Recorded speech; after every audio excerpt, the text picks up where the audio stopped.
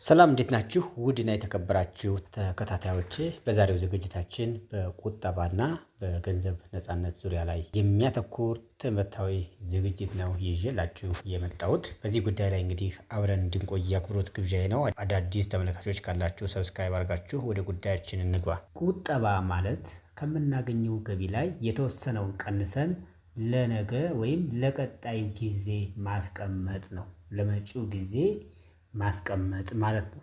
ለግለሰባዊ ፋይናንስ መሰረት ነው።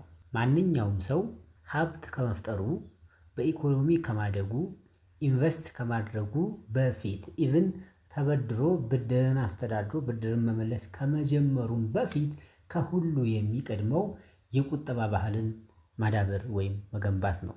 ስለዚህ ቁጠባ በፐርሰናል ፋይናንስ እና ወደ ገንዘብ ነፃነት በሚደረገው ጉዞ ላይ የመጀመሪያው እርምጃ ነው ማለት ነው። ፋይናንሻል ፍሪደም ምንድን ነው የሚለውን እንመልከት። ፋይናንሻል ፍሪደም ሚንስ ሃቪንግ ኢነፍ ሴቪንግስ ኢንቨስትመንትስ ኤንድ ኢንከም ቱ ሰፖርት ዘ ላይፍ ስታይል ዩ ዋንት ዊዛውት ሪላይንግ ኦን ኤ ፔቼክ።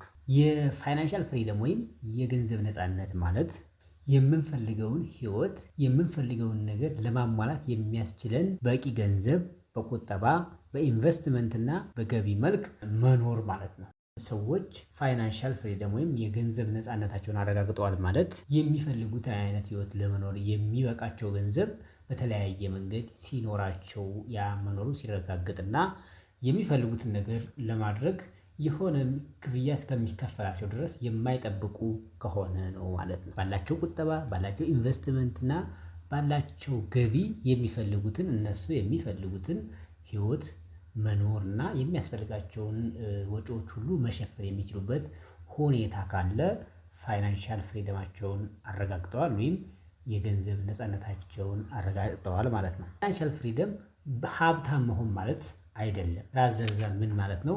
ሀብትን ወይም ገንዘብን በአግባቡ የማስተዳደር ጥበብና ገንዘብ ለሰዎች ለራሳቸው እንዲሰራላቸው ገንዘብ እንዲያገለግላቸው የሚያስችላቸውን ጥበብ የተላበሱ ያን ጥበብ ገንዘብ ያደረጉ ሰዎች ናቸው ፋይናንሻል ፍሪደማቸውን አረጋግጠዋል ወይም የገንዘብ ነፃነታቸውን አረጋግጠዋል የሚባሉት። እንግዲህ ሴቪንግ ወይም ቁጠባ ለፋይናንሻል ፍሪደም ወይም ለገንዘብ ነፃነት ያለው ሚና ምንድን ነው የሚለውን ትንሽ ደግሞ ጠለቅ ብለን ዝርዝር አድርገን እንመልከተው። ያው ቀደም ብለን እንደገለጽነው ቁጠባ የገንዘብ ነፃነት መሰረት ነው።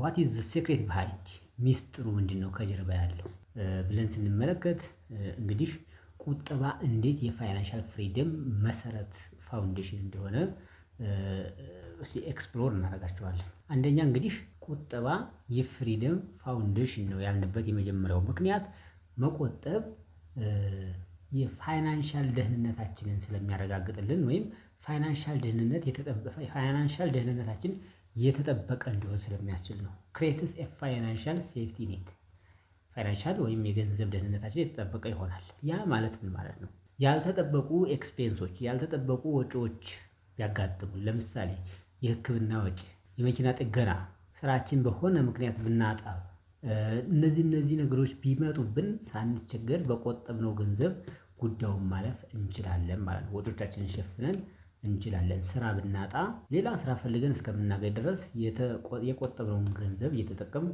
እንቆያለን ማለት ነው። ወደ ብድር እና ወደ አላስፈላጊ ኮስት ወደሚያደርገን መንገድ አንሄድም። ምንም አይነት አክሲደንት ወይም ያልተጠበቀ ነገር ቢያጋጥመን ማለት ነው። ሁለተኛ ቢውልድ ፋይናንሻል ዲሲፕሊን፣ የፋይናንስ ዲሲፕሊን ወይም የገንዘብ ዲሲፕሊን ለገንዘብ የሚመጥን ጸባይ እንድናዳብር ያግዘናል።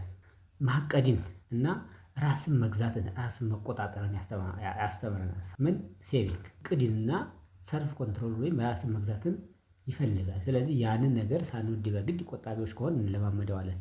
ነገሮችን እንዴት ፕራዮሪታይዝ፣ የትኛውን ላስቀድም፣ ቅድሚያ መስጠት የሚገባንን ነገር ለይተን ቅድሚያ ለመስጠት የምንችልበትን ክህሎት ያስተምረናል።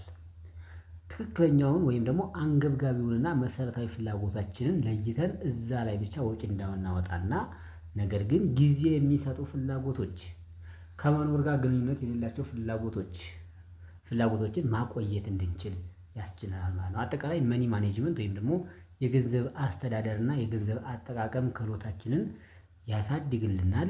ይሄ ክህሎት ሲያድግ ደግሞ ወዴት ይመራናል?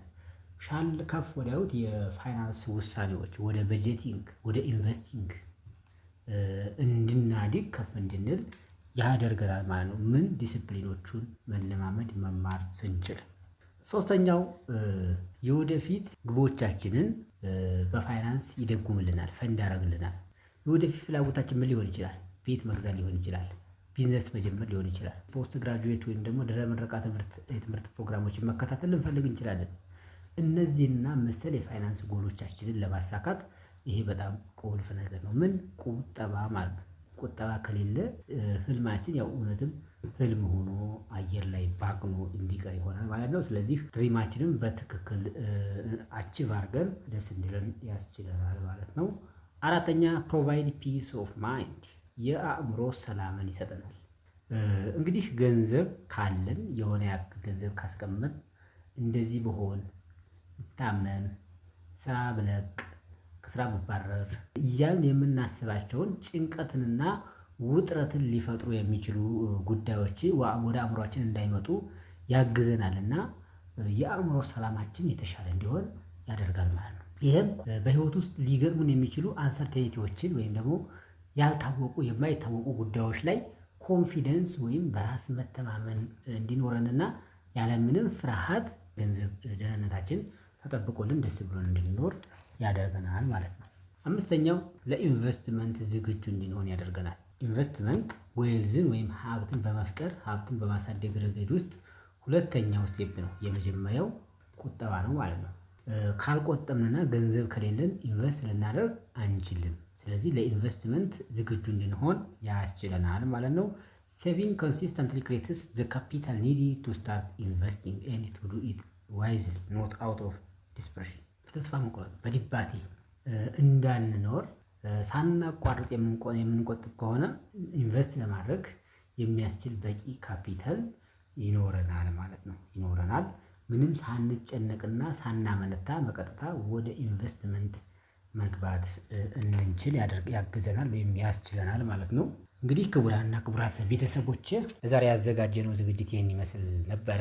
ፕሮግራማችን ጨርሰናል። አዳዲስ ተመልካቾች ካላችሁ ሰብስክራይብ እንድታደርጉኝ ማስታወስ እፈልጋለሁኝ። እንዲሁም ሁላችሁም ተመልካቾች ቪዲዮ ላይክ አድርጉት እና ለሌሎችም ሼር ማድረግ የምችሉ ከሆነ በተለያዩ አማራጮች ሼር ብታደርጉት መልካም ነው፣ ለእኔም ለሌሎችም ስለሚጠቅም ማለት ነው። ከዛ ውጭ ሀሳብ፣ አስተያየት፣ ጥያቄ ካላችሁ ሌላም ጉዳይ ካላችሁ እዚህ ስክሪኑ ላይ ባሉት አድራሻዎቻችን በኩል ኮንታክት ልታደርጉን ትችላላችሁ። ከዚያ ውጭ በሚቀጥለው ቪዲዮ በሌላ ርዕስ እስከምንገናኝ ድረስ ሁላችሁም በያላችሁበት ቸር ሰንብቱ። መልካም ጊዜ